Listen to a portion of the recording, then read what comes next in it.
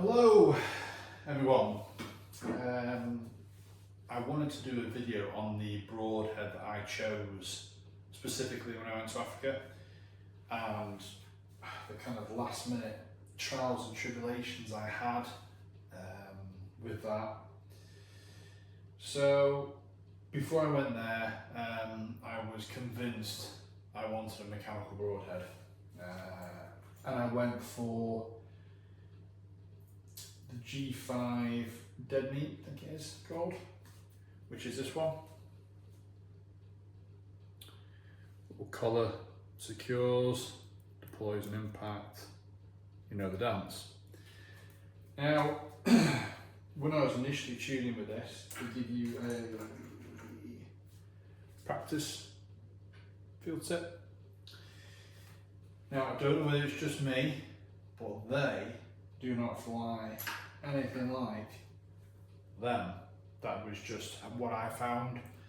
Again, I'm no expert. I might be giving G5 a bit of a disservice here on the dead meats, but I really struggled with them. You know, for a good run up towards Africa, and there's times when I'd go shooting again and they were fine, and I'd go back and they weren't. There was times where the flight wasn't great on them, and it was becoming a bit of a stress really. And then I just thought, am I overcomplicating things? Do I need a mechanical, or do I just go for a usual fixed broadhead? Denied, asked a few people I know, and because I wasn't getting along with these particular mechanicals, now I did also try and get some beast broadheads, but the ones I wanted at the time weren't in stock, and I just, I was and with that. I know there's loads of other mechanicals, I'm not going to get into that, but I kind of decided I wanted a mechanical because I felt like everyone says they fly like field tips, so I thought that'll do me, and it didn't. So in the end, I like the quality of the G5 dead meats, felt like they were well made, so I thought I'll go back to G5. And I got I think they're called the Strikers, the V2s. Now these were fantastic. You can see them. They're absolutely superb. I mean, razor sharp. I had did a little small YouTube video saying how do you know your broadhead tuning, because I just kept cutting myself. These things are epic. What I also liked is I could buy a little spare box which has the spare blades in. I didn't want to be sharpening things out in the field if I missed and blah blah blah, or if arrows were coming low. Not that they ever do, but we do try. But on here there is a small collar, I don't know if you can see that comes off. You can just literally slide your blade out. I'm trying to start dropping it everywhere. One little bit more. There, just comes out. Swap it over, slide it back in, relocate your blade back in the grooves, and job's a bobby. Good to go again. Screw-in tips. Now, I shot 2 wild boars with these over there, the fixed heads. They just flew great. They flew really well for me. I mean, we're talking within half an inch, if that sometimes, groupies and stuff. These were fantastic. There's no bleeders on this, it's just they are what they are. But I have to say I had a great success. Now I did, like I said, on the 2 boars, and I'll put a picture up in this video of one of them,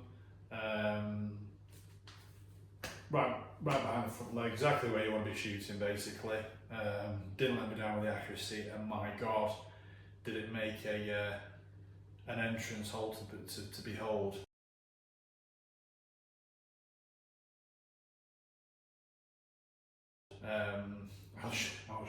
Like I said, I'll put a picture on this video, you can have a look, but really exactly what you want out of a broadhead. I'm obviously not being paid for this video or anything like that. I'm just trying to give my experience because it can be a bit of a minefield at times. It was a really quick, clean kill, and it was down not very long. And those of you who may have hunted boars in the past, etc., will know they are one tough animal. You know, they are the Arnold Schwarzenegger animals. So yeah, but no, dispatched really quickly, and it was you know, perfectly placed shot, which is all that counts a lot of the time.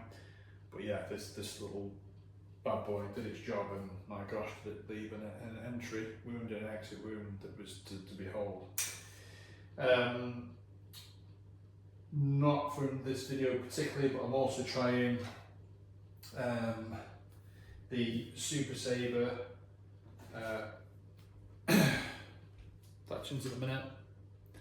I'm trying to do another arrow build. I'm possibly going away again before the end of the year, and I'm just wanting something with a slightly bigger vein. However, I have a Matthews bow, which means sometimes the contact I need to just do a bit of adjusting with the rest. I'll do a review and let you know how these fly.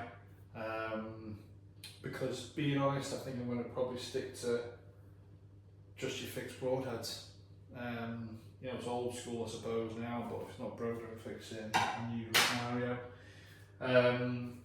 But yeah, just wanted to do a quick video because it was a stressful time before I went to Africa, because I felt like the weeks were counting down on me and I was still struggling with these mechanicals. And like I said, I switched out. I mean, I'm literally talking a week before I went away, went down, and it was just pinpoint, laser accurate. So I was obviously a very relieved man. But yeah, lots of other stuff to come up. I'm also going to do a video on my travelling to Africa and what was involved with that, in terms of preparing my equipment, flying with it, the interesting scenario that I actually came up against in Johannesburg airport, which is an interesting one, I'll tell you that. But yeah, just wanted to jump on and do a video on broadheads and say I had great success, one with the tuning of these broadheads, and two with the actual kill side of things. Okay, thanks.